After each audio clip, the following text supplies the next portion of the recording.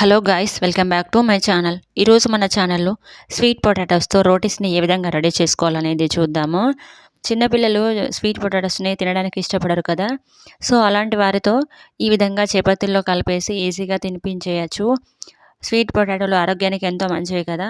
So late చేయకుండానైతే రెసిపీలోకి వెళ్ళిపోదాము. నేను ఈ రెసిపీ కోసం 120 గ్రామ్స్ వరకు అయితే స్వీట్ పొటాటోస్ని తీసుకొని బాయిల్ అయితే చేసేసాను.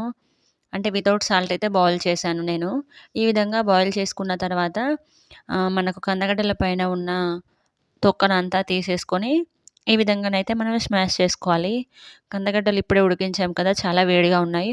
సో అందుకోసం అయితే నేను ఫోర్క్‌తోనైతే ఈ విధంగా స్మాష్ చేస్తున్నాను. మనం ఉడికించుకునేటప్పుడు కూడా వీటిని బాగా మెత్తగా ఉడికించుకుంటే మనకి ప్రాసెస్ అనేది ఈజీ అయిపోతుంది.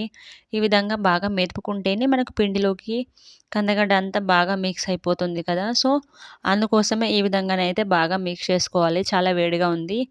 సో ఈ విధంగా మిక్స్ చేసుకున్న తర్వాత మనం స్మాష్ చేసుకున్న తర్వాత 120 గ్రామ్స్ కందగడ్డకి నేను 1 కప్ వరకైతే తీసుకున్నాను. ఇది అప్రాక్సిమేట్‌గా 100 గ్రామ్స్ వరకు ఉంటుంది ఫ్లోర్ అయితే.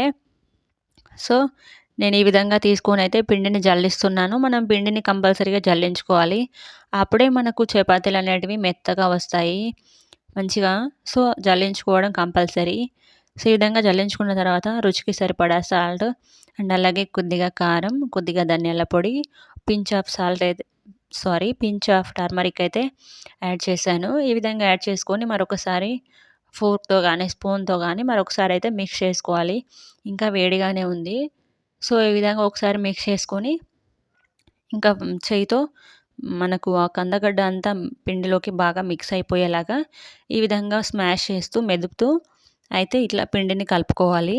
ఈ విధంగా కలుపుకున్న తర్వాత కొద్ది కొద్దిగా వాటర్‌ని యాడ్ చేస్తూ మనం డో అయితే ప్రిపేర్ చేసుకోవాలి.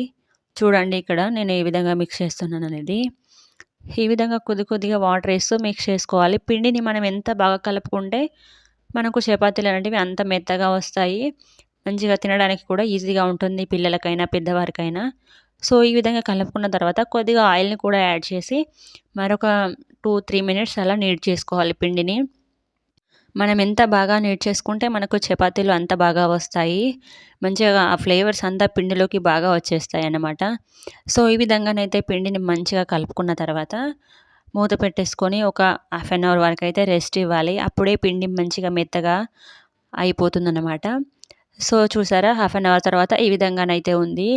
ఇంకా మనం ఈ పిండి నుంచి కొద్ది కొద్దిగా పోర్షన్స్ అయితే తీసుకొని మనకు చెక్క పైన అయితే కాస్త పొడి పిండిని జల్లుకొని మనం రోలింగ్ పిన్‌తోనైతే చపాతీలనైతే ఒత్తుకోవాలి. మనం ఇందులో స్వీట్ పొటాటోని యాడ్ చేసాం కాబట్టి పిండి స్మూత్‌గా ఉంటుంది. అండ్ మనం ఎక్కువ ప్రెషర్ ఇచ్చి అయితే ప్రెస్ చేసుకోవాల్సిన పని లేదు. ఎందుకంటే మనం ఆ విధంగా ప్రెషర్ ఇస్తే విరిగిపోతాయి కూడా, అతుక్కపోతాయి చపాతీలు. సో లైట్‌గా ప్రెషర్ ఇస్తూనైతే మీకు కావాల్సినంత సైజులో మీడియం థిక్‌నెస్ ఉండేలా చూసుకొనైతే ఒత్తుకోవాలి. బాగా పల్చగా ఒత్తినా కూడా చపాతీలైతే రావండి, విరిగిపోతాయి. సో మీడియం థిక్‌నెస్ చూసుకొని ఒత్తుకోవాలి. చూసారా, నేను ఇట్లా మీడియం థిక్‌నెస్‌తో అయితే ఒత్తేసాను. ఈ విధంగా మనం చపాతీని ఒత్తుకొని ఇంకా కాల్చుకోవాలి. పొయ్యి పైన ప్యాన్ అయితే పెట్టుకొని బాగా హీట్ అయిన తర్వాత మాత్రమే చపాతీని వేయాలి. మనం ప్యాన్ అనేది లైట్‌గా హీట్ అయ్యి ఉన్నప్పుడు చపాతీని వేస్తే మాత్రం చపాతీ చాలా గట్టిగా వస్తుంది. సో బాగా హీట్ అయ్యి ఉన్న పెనం పైన మాత్రమే చపాతీని వేసి మనం ఒక దిక్కు కాస్త కాలిన తర్వాత మరొక దిక్కు టర్న్ చేసుకోవాలి.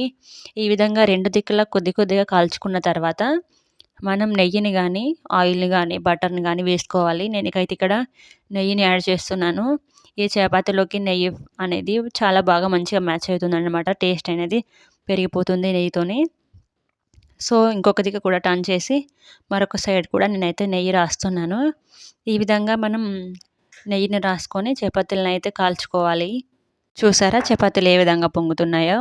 మంచిగా టేస్టీగా ఉంటాయి. నెయ్యి ఫ్లేవర్, ఈ స్వీట్ పొటాటో ఇదంతా కూడా.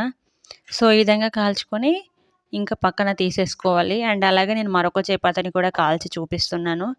చూడండి, మనం చపాతీలు ముందుగానే ఆయిల్ వేసి కాల్చకూడదండి. ఫస్ట్ ఒక సైడ్ కొద్దిగా కాలిన తర్వాత మరొక సైడ్ టర్న్ చేసుకొని 2 దిక్కులా కాస్త కాస్త ఉడికిన తర్వాత మాత్రమే నెయ్యిని గానీ, ఆయిల్ గానీ యాడ్ చేసుకుంటే మనకు మంచిగా కాలుతాయి చపాతీలు. ఫ్లేవర్ కూడా మంచిగా ఉంటుంది. సో ఈ విధంగానైతే కాల్చుకోవాలి.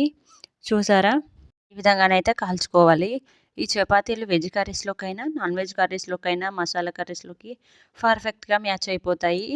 సూపర్‌గా ఉంటుంది ఈ కాంబినేషన్‌తోని అయితే. ఇంకా చూడండి నాన్ వెజ్ కర్రీస్‌లోకైతే ఇంకా అదిరిపోతాయి. ఈ చపాతీలు టేస్టీగా ఉండడమే కాదు స్మూత్‌గా కూడా ఉంటాయి. ఎన్ని గంటల వరకైనా కూడా చిన్న పిల్లలైనా, వయసు మీద పడిన వారైనా, ఎవరైనా ఈజీగా తినడానికైతే ఉంటుంది వీటిని. చూడండి ఎంత స్మూత్‌గా ఉన్నాయో. ఈ రెసిపీ గనక నచ్చినట్లయితే ఒక లైక్ చేయండి. Don't forget to subscribe my channel. Thanks for watching. Thank you so much.